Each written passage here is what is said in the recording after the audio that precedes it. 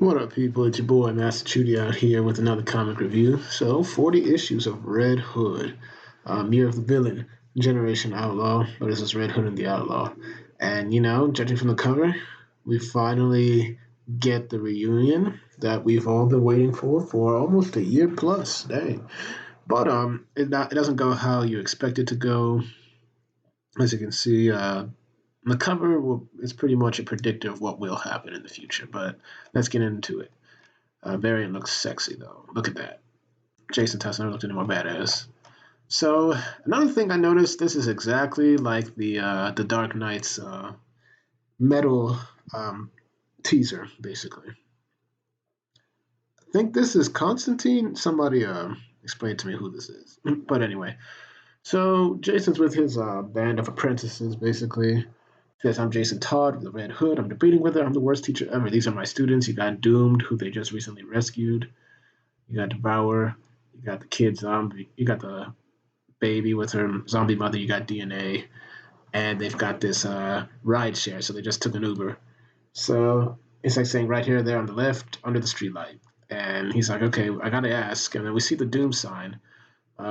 He's trying to figure out what this was. And Jason pretty much, I guess, echoes the fans because he's like this, don't know, don't care, I got my hands full. Which I think is pretty funny because it's hard to keep up with the whole Doomed thing, the whole Year of the Villain aspect with Doom. And Jason's like, I don't care, don't bug me.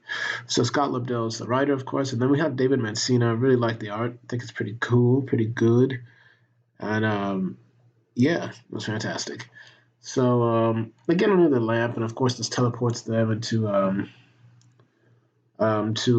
pretty much basically their base of operations that they were, I guess, leasing from Doctor Veritas. And basically, Jason's like, "Look, I got a message from Shay that there's some trouble, and she want me to stay put. I'm gonna find her. All of you, pretty much stay put." And we see that first of all, before that, they found out the schematics of the whole building is empty, and he tells them to stay put, and the kids all want to help out, and Jason's like, "Look, man, you might all think that you're the next Joker, Slick, or Brainiac, but to me, you're just kids. It's my job to make sure none of you are beaten to death with a crowbar." And it's like, okay, that was oddly specific. It's like, right. So Jason's like, it's like, don't open the door to anyone until I get back. And it's like that'll happen, but maybe I can track her down before they disobey me. The same way I disobeyed Batman every chance I got. I should have studied the layout of this place a little closer. It reminded me of the headquarters Bazaar made for us, the Outlaws. Except our headquarters got pulled to alternate dimension, B and Artemis along with it. And being alone again, if I admit it, it's like being alone again, if I admit it, is what had me agreeing to Lex Luthor's offer to train the next generation of doers. Honestly, I'm a little surprised they haven't killed each other already. But I did get a glimpse of the kids being kids, and of course, he's starting to grow on them. And we get much like the Teen Titans book exposition and development of these young people. So device, like, anyone got a number for child services? Where did Mr. Luthor find this proposal? If he isn't back in 5 minutes, so help me. And basically, this guy saying that, no, don't. It's like pretty much telling him to shut up because like Jason saved him. Razor, right? I don't take any advice from a monster. And he's like, huh? Hey, Jesse, have you seen your jaw when you're eating? Talk about monsters. Like, butt out, you non-binary bird brain. Dang. They realize that Cloud9 is pretty much like saying, look, I'm done. I'm out of here.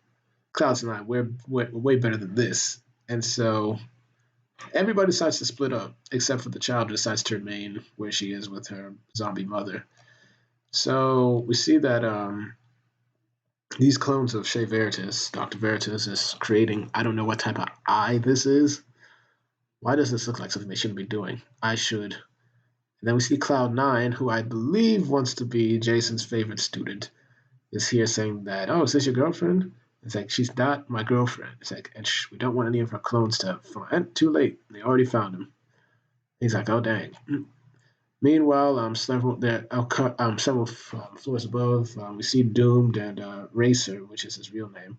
Well, his real name. We see DNA saying like, "Oh, we like you." It's like Monster Hot. You being you is hot. When we gained sentience, it became clear. It's like the majority of humanity is one thing or another.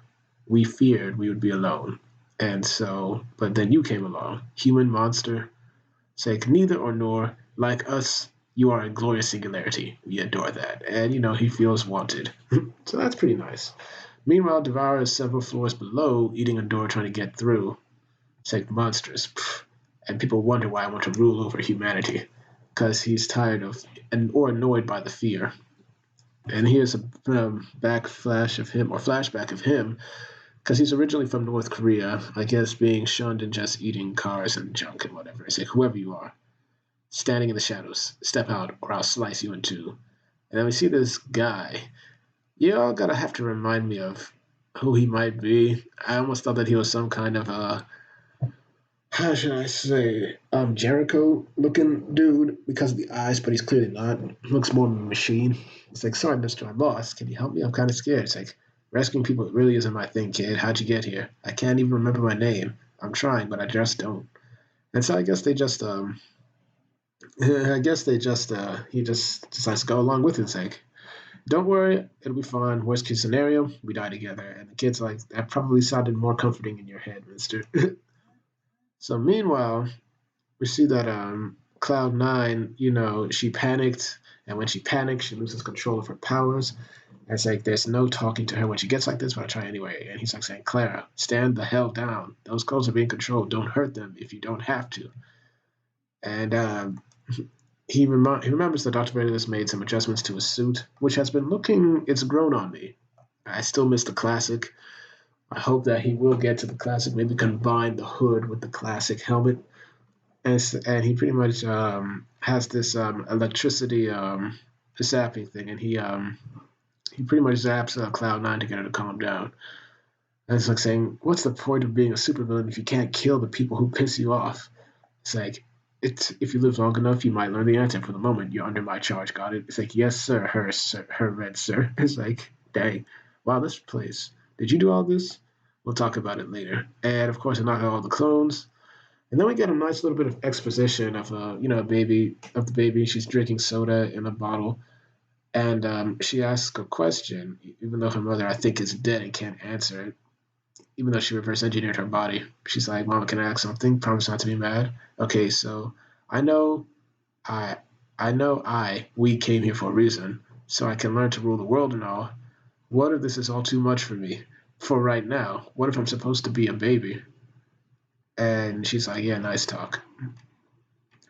So DNA and Doomed walk into like a lab where they see that there's where DNA feels like it's a hospital, even though he's getting a prison vibe from it.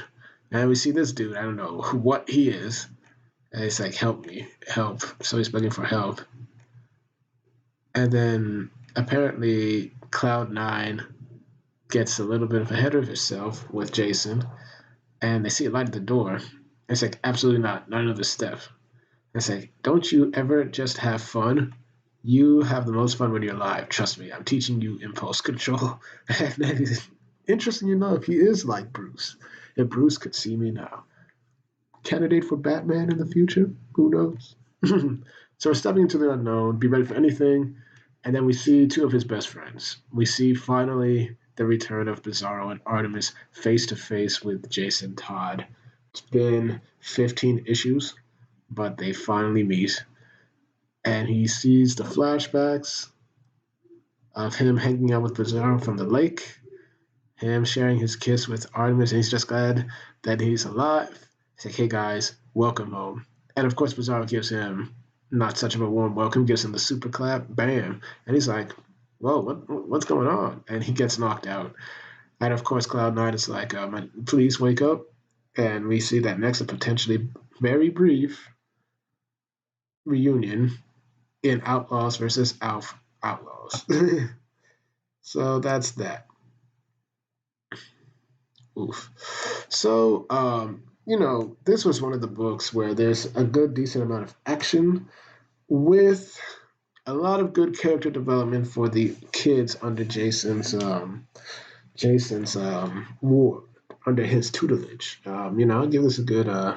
This might be my lowest rating for a Red Hood book. Give it an 8.5 out of 10. Definitely recommend. But Scott Lobdell's doing his thing, and and it's fitting that this is before Thanksgiving, of course. Happy to do a review of this, of course. So hyped. So, thank you all for watching. Please like, share, and subscribe, and hit the notifications. Make sure you're notified. Once again, I do these reviews for you, the people, because I want to discuss good comics and get your views on them. Thank you all for watching, and I hope to have more videos up when I can. Peace.